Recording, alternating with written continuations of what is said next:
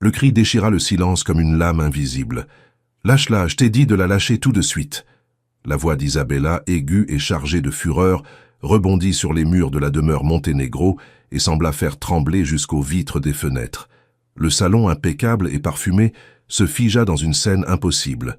Le luxe étincelant, le coucher de soleil doré entrant par les grandes fenêtres, et, au centre, une bataille qui n'avait rien à voir avec l'argent, mais tout avec le pouvoir. Mariana se tenait debout, inébranlable, dans son uniforme bleu impeccable, le tablier blanc serré entre ses doigts. Elle ne ressemblait pas à une employée ordinaire. Elle ressemblait à un mur. Ses bras entouraient Doña Leonor dans un geste de protection instinctive, comme si la vieille dame était un trésor fragile qu'il fallait absolument préserver.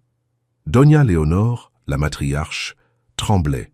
Son cardigan gris semblait trop grand, comme si son corps s'était ratatiné de peur. Ses yeux, perdus dans le brouillard de l'Alzheimer, regardaient Isabella avec une terreur pure, comme si elle voyait une menace que personne d'autre ne comprenait. Isabella avança d'un pas, sa robe rouge carmin moulant parfaitement sa silhouette. Son maquillage était irréprochable, mais son expression était déformée par une colère qui ne s'accordait pas avec son image de femme élégante. « Tu es une sauvage », cracha-t-elle, pointant Mariana comme si elle était coupable d'un crime. « Comment oses-tu la toucher? Je vais te détruire !» Mariana resserra son étreinte. Elle sentit le cœur affolé de la vieille dame battre contre sa poitrine. « Madame, éloignez-vous » dit-elle d'une voix maîtrisée, basse, mais ferme. « Vous l'effrayez. Vous ne voyez pas qu'elle est terrifiée? Éloignez-vous maintenant. » Isabella éclata d'un rire incrédule. « Toi, tu me donnes des ordres dans ma propre maison. Tu n'es personne. Tu es la domesticité. » Elle leva la main, prête à arracher Doña Leonor des bras de Mariana avec violence. Mariana tourna son corps, offrant son dos, protégeant complètement la vieille dame. L'air se chargea d'électricité. Tout semblait sur le point d'exploser. Mais alors la porte principale s'ouvrit avec un coup sourd. Des pas fermes résonnèrent sur le marbre. Luca Monténégro apparut sous l'arc de l'entrée et s'arrêta net. Costume sombre, cravate desserrée, yeux fatigués par une journée interminable. Il était rentré en quête de calme, mais il trouva une guerre. Ses yeux balayèrent la scène en quelques secondes. Sa fiancée, la main levée, la nouvelle employée défendant sa mère, et Doña Leonor tremblant comme une enfant. Le silence qui suivit fut plus assourdissant que n'importe quel cri. Luca fit un pas en avant, sa présence emplissant la pièce. « Qu'est-ce que c'est que ce bordel ?» Sa voix était basse, mais elle portait le poids d'un orage. Isabella réagit comme une actrice chevronnée. Son agressivité disparut, et son visage se transforma en un masque de victime blessée. Elle porta les mains à sa poitrine, laissant les larmes apparaître avec précision. « Luca, Dieu merci tu es là. C'est horrible. Je ne m'étais jamais senti aussi menacé. » Luca fronça les sourcils. Il regarda Mariana. Elle ne suppliait pas. Elle ne demandait rien. Elle se contentait de tenir Doña Leonor avec calme, lui caressant les cheveux, comme si elle essayait de rendre un peu de sécurité au monde. « T'as menacé » répéta Luca plus durement. « Isabella, explique-moi pourquoi tu criais. Pourquoi ma mère est dans cet état ?» Isabella pointa Mariana d'un doigt tremblant. Elle la secouait, Luca. Elle la forçait à prendre ses médicaments rapidement. Elle la maltraitait. L'accusation tomba comme une pierre. Luca sentit une vague de rage lui monter au cou. Les mauvais traitements étaient sa plus grande crainte. Il avait déjà renvoyé des infirmières pour de simples soupçons. Il avait fait installer des caméras qu'il vérifiait presque jamais.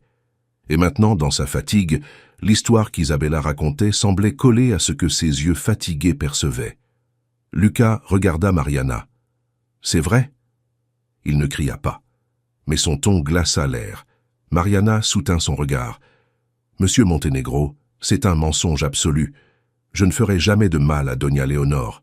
Madame Isabella est entrée en criant parce que votre mère a renversé un peu de thé sur le tapis. »« Un mensonge !» interrompit Isabella indignée. « Tu crois que je m'inquiéterais pour un tapis quand il s'agit de ta mère? Cette femme est une manipulatrice.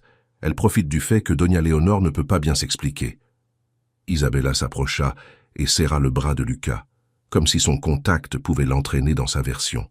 « Mon amour, il faut la renvoyer. Elle me fait peur. Regarde comment elle la tient. » Lucas regarda à nouveau. Dans son épuisement, cela ressemblait à de la possession, pas à de la protection. Cela ressemblait à un défi, pas à de la sollicitude. Le doute le dévora, et la fatigue l'emporta. Lucas fit 2 pas vers Mariana, imposant sa taille et son autorité. « Lâche ma mère », ordonna-t-il. Doña Léonore murmura presque sans voix. « Non, la sorcière rouge, non. » Mais Lucas ne comprit pas. Il n'entendit que du bruit. « Monsieur, s'il vous plaît, écoutez-moi » tenta Mariana, sentant que la vieille dame lui serrait la main avec un désespoir désespéré. « J'ai dit de la lâcher » répéta Lucas, plus durement. Mariana haussa la voix pour la première fois. « Vous l'effrayez, regardez-la. Ce n'est pas un objet, c'est votre mère. » L'audace le paralysa. Personne ne lui parlait ainsi. Isabella murmura derrière lui, comme du venin.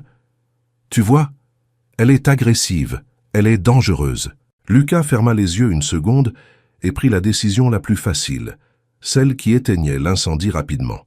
« Tu es renvoyé, » dit-il, glacial. « Tu as 10 minutes pour prendre tes affaires et sortir de chez moi. » Mariana sentit le sol se dérober, pas à cause de l'argent, à cause de Doña Léonore. Elle regarda la vieille dame, s'agenouilla à sa hauteur et murmura « Tout va bien se passer. Je dois partir un moment. Soyez forte. » Doña Léonore gémit en essayant de la retenir. Mariana se redressa avec dignité. Elle regarda Lucas une dernière fois. « J'espère qu'un jour vous réaliserez l'erreur que vous commettez. Pas pour moi, pour elle. » Elle désigna la vieille dame. Puis elle marcha vers l'aile de service, sans se retourner. Isabella enlaça Lucas par derrière, douce et triomphante. « Tu as fait ce qu'il fallait. Maintenant, tout reviendra à la normale. » Mais quand Lucas regarda sa mère, Doña Léonore était par terre, se balançant, répétant dans un murmure « L'ange est parti. L'ange est parti. » Lucas tenta d'ignorer la pointe dans son estomac. Il se servit un whisky, cherchant à noyer le doute. Isabella se déplaçait dans le salon comme si elle en était déjà la propriétaire absolue. Elle s'approcha de Doña Léonore et feignit la tendresse. « Allez, Léonore, la méchante fille est partie. » Le contact suffit à déclencher la terreur. Doña Léonore cria et s'éloigna comme elle put. « Non, feu, elle est feu !» Elle s'accrocha aux jambes de Lucas, pleurant. « Je veux Mariana, je veux ma petite fille. » Lucas resta immobile. Isabella feignit l'offense, mais son agacement était réel. Elle est sénile, elle ne reconnaît personne. Il lui faut un endroit spécialisé. Lucas serra la mâchoire. « Ne dis pas ça. » Il souleva sa mère avec précaution et monta les escaliers. Doña Léonore serrait un morceau de tissu blanc, un bout du tablier de Mariana comme s'il s'agissait d'un talisman. Dans le couloir de service, Mariana pliait ses vêtements en silence. Elle ne pleurait pas. Ses yeux étaient rouges, mais la colère lui donnait de la force. Elle ferma sa valise et sortit. Et quand elle ouvrit la porte de derrière, elle trouva Lucas lui barrant le passage. Il tenait une enveloppe épaisse. « Attends, » dit Lucas, plus humain. « Je ne veux pas que tu partes comme ça. » Il tendit l'enveloppe. « Ton salaire et 3 mois en plus. » Mariana le regarda. Elle vit ce que c'était, une tentative d'acheter le silence, de nettoyer la culpabilité avec de l'argent. Elle repoussa la main de Lucas. « Je n'en veux pas. » Lucas cligna des yeux offensés. « C'est beaucoup d'argent. »« Je ne suis pas une mendiante, » répondit Mariana, ferme. « Je pars les mains propres. Gardez votre argent. Vous en aurez besoin quand vous verrez la vérité. » Mariana passa à côté de lui et sortit sous la pluie nocturne. La porte se referma avec un clic définitif. Lucas resta seul, l'enveloppe à la main, se sentant plus vide que jamais. Lucas resta immobile dans le couloir, comme si la porte fermée avait scellé quelque chose en lui. L'enveloppe avec l'argent semblait plus lourde qu'un lingot. Il la serra fort, mais ne ressentit aucun soulagement. Il ressentit de la honte.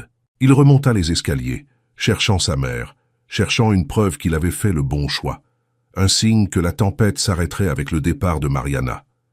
Mais quand il ouvrit la porte de la chambre, l'air était chargé d'une peur qui ne se dissipait pas. Doña Léonore était assise sur le lit, les genoux repliés, serrant le morceau de tissu blanc comme un trésor. En le voyant, elle ne sourit pas. Elle ne se détendit pas. Ses yeux s'ouvrirent avec anxiété. « Où est l'ange » murmura-t-elle, la voix brisée. Lucas sentit un coup dans la poitrine. Il s'approcha avec précaution, tentant de parler doucement. « Maman, c'est moi. Je suis là. » Doña Léonore fronça les sourcils, comme si elle essayait de le reconnaître dans un rêve. « Toi, tu l'as laissé partir, » murmura-t-elle. Lucas déglutit. Avant qu'il puisse répondre, Isabella entra derrière lui sans demander la permission. Son parfum coûteux envahit la pièce comme un nuage intrusif. « Oh, Léonore, encore ça !» dit-elle d'un ton doux et faux. « C'est fini, ne dramatisez pas. » Doña Léonore se recroquevilla, comme si la voix était une menace physique. Lucas le remarqua. Pour la première fois, il le remarqua vraiment. « Isabella, dit-il tendu, laisse-moi seul avec ma mère. » Isabella haussa les sourcils, surprise. « Seul ? Lucas, mon amour, j'essaie juste d'aider. » Elle fit un pas vers le lit. Doña Léonore gémit et se couvrit avec la couverture, tremblante. Lucas sentit un frisson. « Maman, pourquoi as-tu peur ?» demanda-t-il, la voix se brisant. Doña Léonore pointa un doigt tremblant vers Isabella. « Elle me fait mal. » Isabella éclata d'un rire nerveux, trop rapide. « Tu vois, elle est confuse. Elle dit n'importe quoi. C'est la maladie. » Elle s'approcha davantage, insistante, comme si elle voulait dominer la scène. « Allez, Léonore, regardez-moi. C'est moi. » Doña Léonore cria, un cri aigu, désespéré, qui fit reculer Lucas instinctivement. La vieille dame s'accrocha au bord du lit comme à un refuge. « Non, ne me brûle pas !» Ces mots n'avaient pas de logique, mais sa terreur était réelle. Lucas regarda Isabella en fronçant les sourcils. « Qu'est-ce que ça veut dire ?» Isabella ouvrit les bras, feignant l'impuissance. « Ça veut dire qu'elle perd la tête. Lucas, c'est intenable. Il lui faut un centre spécialisé. Et toi, tu as besoin de repos. Je m'en occupe. » Lucas sentit que quelque chose clochait. Ce n'était pas un doute complet. C'était un fil qui dépassait d'un costume parfait. Sa mère ne réagissait pas ainsi avec n'importe qui. Elle n'avait pas réagi ainsi avec Mariana. Avec Mariana, elle s'accrochait avec calme. Avec Isabella, elle semblait voir une menace. Lucas se pencha vers sa mère. « Maman, regarde-moi. Personne ne va te faire de mal. » Doña Léonore le regarda une seconde avec une lucidité terrifiante. « Elle me pince quand tu n'es pas là, » murmura-t-elle. L'air devint lourd. Lucas se figea. Isabella s'avança comme l'éclair. « Tu ne peux pas croire ça. C'est de la paranoïa. Les médecins l'ont dit. Elles inventent des choses. » Elle se pencha vers Lucas, baissant la voix comme pour donner un conseil. « Mon amour, ne te détruis pas pour une phrase d'un cerveau malade. » L'explication était confortable. Lucas voulut l'accepter. Il voulut croire à la médecine, à la femme qu'il comptait épouser, au monde ordonné qu'il avait construit. Mais la phrase de Mariana revint le frapper comme un marteau. Regardez ses bras à la lumière du jour. Lucas regarda le bras de sa mère. La manche du cardigan couvrait la peau fragile. « Je veux voir, » dit soudain Lucas, avec un calme étrange. Isabella se raidit.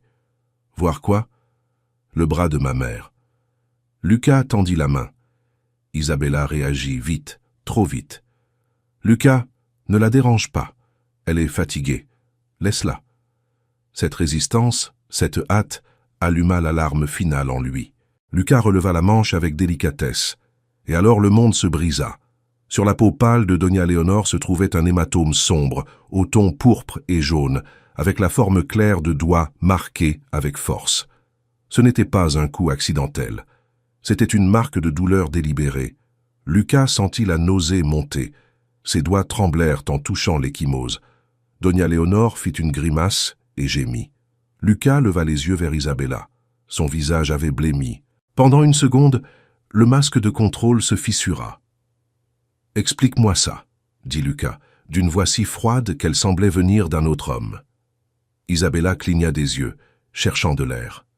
« Ça vient de Mariana, » dit-elle enfin, lançant le mensonge comme une pierre. « Je te l'avais dit. Elle l'a saisi fort. Elle a fait ça. » Lucas respira profondément. Mariana n'était là qu'une semaine. Cet hématome a plusieurs jours.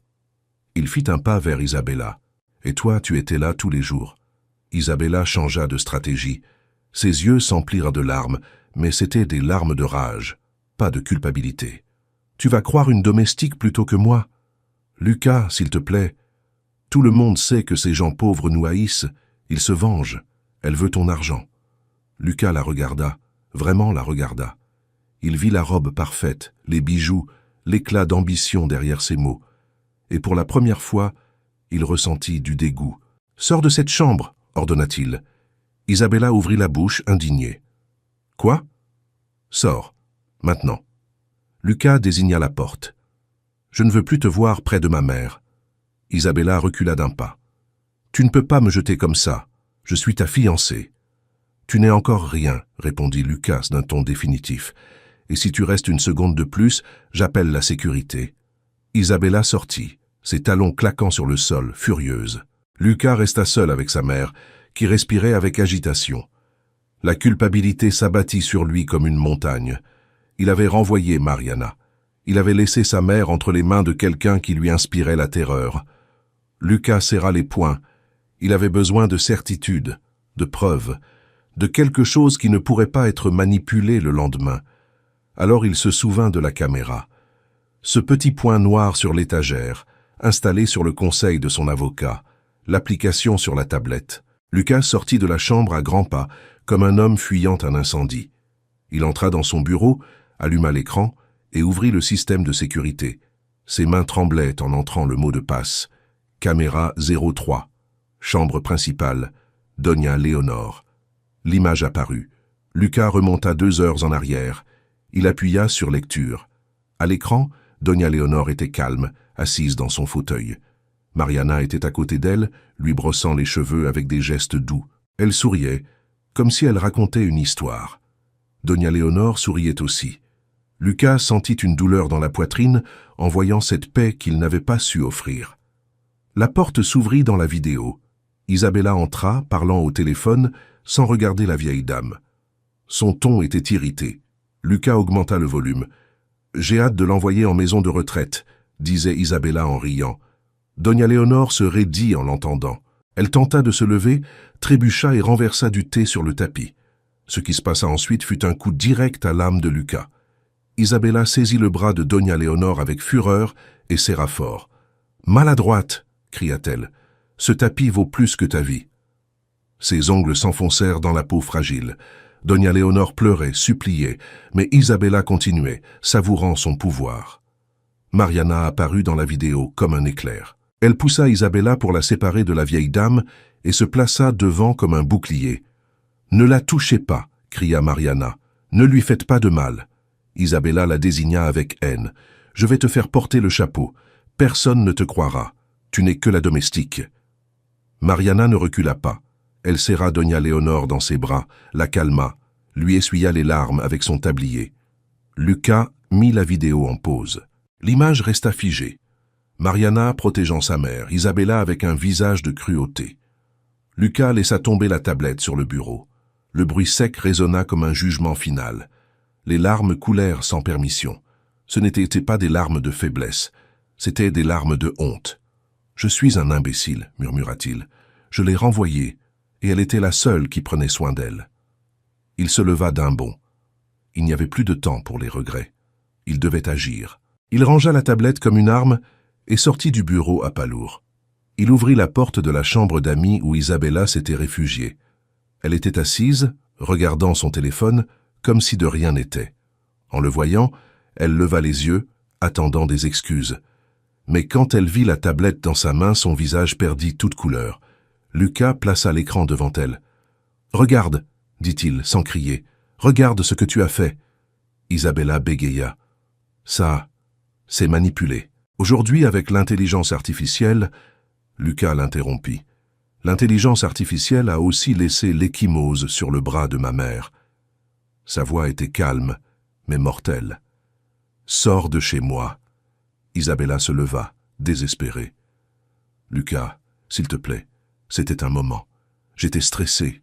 Ce tapis... » Lucas s'approcha. « Ma mère n'est pas un tapis. » Il ouvrit la porte et désigna le couloir. 5 minutes, et la bague reste. Isabella le regarda avec une haine pure. « Tu vas le regretter. Tu resteras seul avec ta mère. » Lucas ne scia pas. Je préfère être seul avec ma dignité qu'avec toi. » Isabella sortit en traînant une valise, furieuse. Lucas l'accompagna jusqu'à la porte principale et la referma sans lui laisser le temps d'un dernier spectacle. Le bruit du verrou fut une libération, mais la rédemption n'était pas complète. Lucas regarda à nouveau la tablette. Mariana était dehors, et sa mère continuait de trembler. Lucas respira profondément, prit les clés de son pick-up et sortit dans la nuit. La pluie martelait le pare-brise quand Lucas arriva dans le quartier San Judas. Il frappa à la porte de Mariana sans parapluie, trempé, le orgueil brisé. Elle ouvrit à peine, méfiante. « Vous êtes venu m'humilier encore ?» demanda-t-elle. Lucas tomba à genoux dans la boue. « Je suis venu demander pardon. J'ai vu la vidéo. Ma mère a besoin de toi. » Mariana le regarda longuement. Puis elle ôta la chaîne et le laissa entrer. « Je reviendrai, mais avec des conditions. Respect, autorité totale et 1 heure par jour avec elle. » Lucas hocha la tête. « Je le promets. » Et ensemble, ils retournèrent.